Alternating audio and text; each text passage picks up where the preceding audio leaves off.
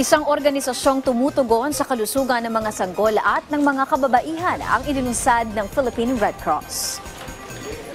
Sa pangunguna ni Philippine Red Cross Secretary General Dr. Gwendolyn Pang, inilunsad ang Ladies for a Cause, isang pagkakaisa ng mga kababaihan upang suportahan at pagtuunan ang unang 1,000 araw ng buhay ng mga sanggol at ng kanilang ina.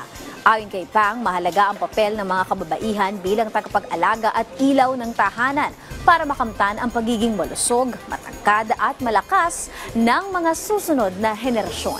Dagdag naman ni dating Senador Attorney Joey Lina, tagapamuno ng Children's First 1,000 Days Coalition, hindi na maaaring mapag-iwanan pa ang mga Pilipino. Aniya, nagsisimula ang kinabukasan ng bansa bago pa ipanganak ang isang bata at sa pag-aalaga sa mga mag-ina.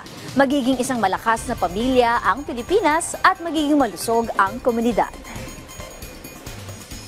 Kapag walang sapat na nutrisyon na natatanggap ang ina at saka ang sanggol hanggang sa ikalawang taon ng kanyang kaarawan, ay delikado na ang magiging kinabukasan ng sanggol.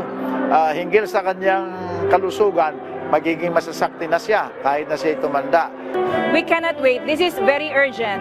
You know, we have seen the numbers. We have seen the problems.